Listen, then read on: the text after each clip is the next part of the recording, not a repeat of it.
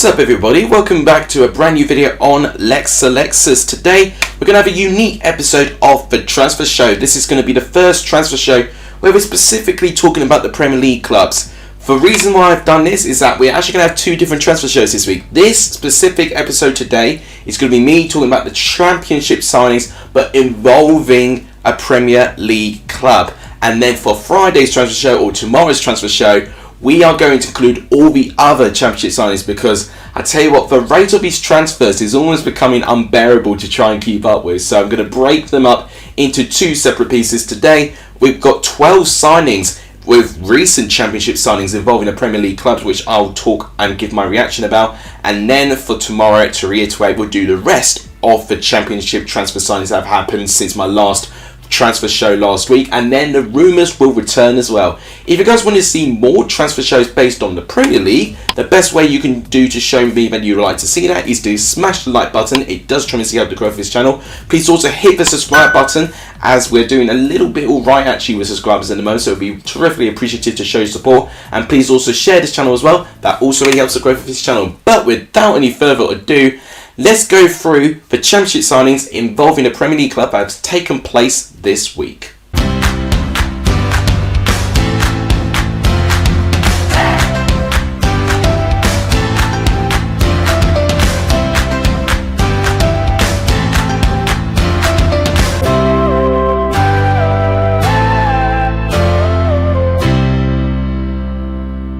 I've simply gone through every Premier League team in alphabetical order and I've just basically observed if they've actually done business in a transfer window involving the Championship club. We go to Brentford first, and what they've done is that I think they've picked up a really good signing in Keane Lewis Potter. If you saw my video actually on the Tuesday with Matt, he chose Keane Lewis Potter as his young player of the season, but he did acknowledge that Keane Lewis Potter was heavily linked. He said West Ham initially, but it turns out another team in London got him instead, and it was Brentford. And I got to say, I think this will be a really good signing for Brentford. It's undisclosed. I'm seeing potentially 15 million thrown in there, a bit of a rumour of his fee.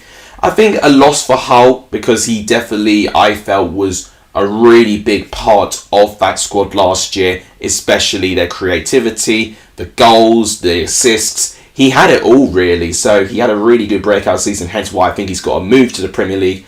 And I've got to say, good luck to him, because I think Championship players are getting more opportunities to have Premier League stints with different Premier League clubs. And I tell you what, I think Brentford is an attractive team to go towards. They're definitely going to be wanting to try and survive in the Premier League for a second consecutive season. And I think Keane Lewis Potter could play a pretty big part in that. So I'm really intrigued to see how he gets on with Brentford. We're now going to talk about Fulham, because they've had an ingoing and an outgoing, which I think have been quite important in terms of their season. We'll talk about the outgoing first. Jean-Michel Seri, he's joined Hull City. So speaking about Hull losing such a big player, and it was a shame that they did, because they recently gained a player of Jean-Michel Seri, which I think he'd be a really good starting centre midfielder for a lot of Championship clubs. So I think Hull have done really, really well to get him in, and I definitely think he's going to add a very healthy competition in that midfield position there, considering the age of that midfield, which was definitely very, very limited in terms of a youthful part of it. Jean-Michel Seri, definitely not like in the lower 20s, but he's definitely more youthful than the likes of Huddleston and Smallwood that they had in that midfield area. So I think they've done quite well, Hull, to get Seri in. But Fulham did have to gain a player after they lost a player as well, and they did that in Andreas Pereira, almost a direct replacement of positions. And I think it's an alright signing. I don't definitely think it's going to be a signing that's going to lift Fulham to another level. I don't really get that vibe from Pereira, unfortunately. But I'm happy for him. He's finally going to get a good chance. He just wasn't getting enough minutes with Manchester United in the last couple of seasons. And I think I'm more or less intrigued to see how he gets on, rather than me feeling excited about what he's going to do. So we have had a bit of business from Nottingham Forest as well. One interesting signing is the amount of defenders that they got actually. They've made 3 signings very, very recently with defenders. In fact, 4, I must correct myself there. So the first one, Neco Williams, a right back. I think a very decent signing for Nottingham Forest there. definitely saw him do really, really well when he was involved in the Championship not so long ago. And I definitely think Neco Williams is a really, really good option there. So I definitely think they've got that right-hand side covered now. But they had to get another right back in as well. And they did that in Julien Biancun. So I think he's from choice in the French Ligue A. So they've got great competition there to get 2 new signings there. I think they got him for £9 million as well. So Nottingham Forest definitely flexing that transfer budget right now in a really, really good way. They definitely made an intent to stay in the league. They just got to be careful that they don't make too many transfers. I also didn't talk about Omar Richards, who could potentially play down there as well. He's another defensive-minded signing that they got this time from Bayern Munich. Definitely very, very interesting again for Nottingham Forest. Obviously, Championship fans were known for his involvement with Reading. He joined Bayern Munich, which was definitely a very exciting signing I saw at the time. And I got to say, I don't think he quite made the impact that he probably would have wanted. We probably looked at him, the last time that a Bundesliga club, or a top Bundesliga club at least, picked a player from the Championship like Jude Bellingham. He was definitely one of the players that really rose up to the top level. And unfortunately, Omar Richards has not got that. But he's now got a Premier League chance. And I definitely think if you can take it in full hands, then I definitely think Omar Richards could potentially actually get a better reputation now in terms of playing at the highest level. So I think this is a really good chance for him. Another defender for Forest, and this was actually the last signing they made recently, is Moussa Niakhaté. And I'm really sorry if I've butchered any names. You know by now I'm not the best when it comes with names. But he is a centre-back from the Bundesliga. We were talking about Bundesliga, but Nottingham Forest have been going into Bundesliga. They got Anuri in from Union Berlin, for instance. Now they got this Niakhaté guy in from Mainz. Interesting signings as well. And big transfer fees as well. Another 9 million splashed on this guy as well. So Forest are going to be quite careful. If they do get relegated with that amount of money being spent, it can be quite dicey to see what happens to them next season. But they have made intent to stay in the Premier League. And I really hope for their sake that they fulfill that mission, because I definitely think it'll be a really, really good achievement for Nottingham Forest if they do that. A couple more signings to talk about. Jeff Hendrick has joined Reading on the loan deal. I wasn't particularly impressed what he did with QPR, but I think Reading just need as many players as they can right now, and I think Jeff Hendrick's not a bad shout actually. And another signing that Reading made quite recently is the return of Shane Long, a Reading FC legend, I would dare say. At 35 years of age, he definitely was starting to get into the heyday of his career in the Premier League at least. I definitely think as a striker though in the Championship, I don't necessarily think he's going to score too many goals. He might play, a bit like how Andy Carroll would play, pop in with the odd goal and odd moment of brilliance. But I don't see him as a consistent goal scorer. So Reading could have a striker that may be a little bit hit and miss.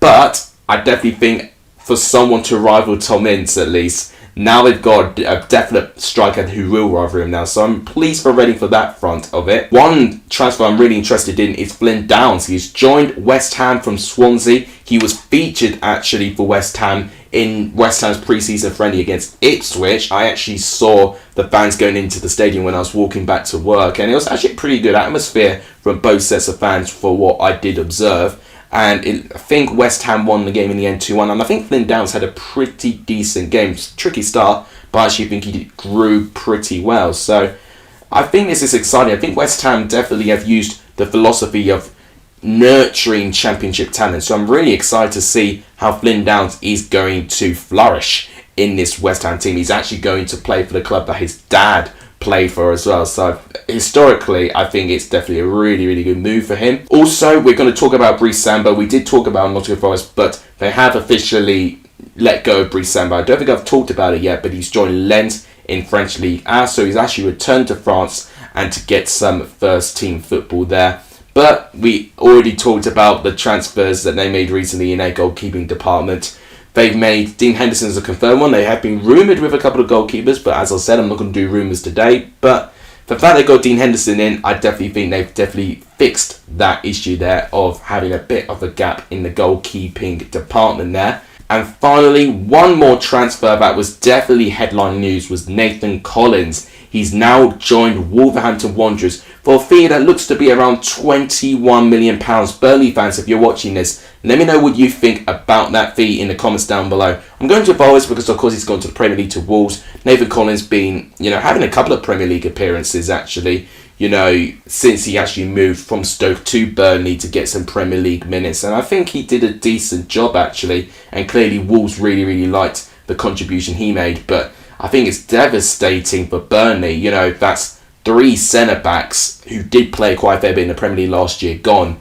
Ben Mee, Tarkowski, and now Nathan Collins. He probably could be looking like a Riley and then also Harwood Bellis replacing them there, which, yes, they'll be alright, but they are very young and potentially inexperienced players there, so potentially one signing for experience. Vincent Kompany definitely won't go amiss with that, but I think they definitely earn good moves, and I think Nathan Collins going back to the Premier League, he'll like it there, and I think Wolves, he'll definitely fit in well with Wolves being a very defence-minded team. So guys, that is me talking about all the current transfers that have happened between the Championship and a Premier League club.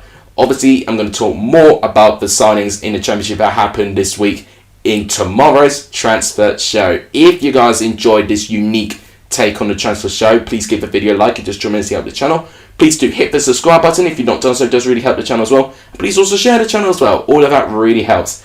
Thank you guys so much for watching. You guys are legendary for the end of this video. And as always, I'll see you guys soon. Take care, everyone.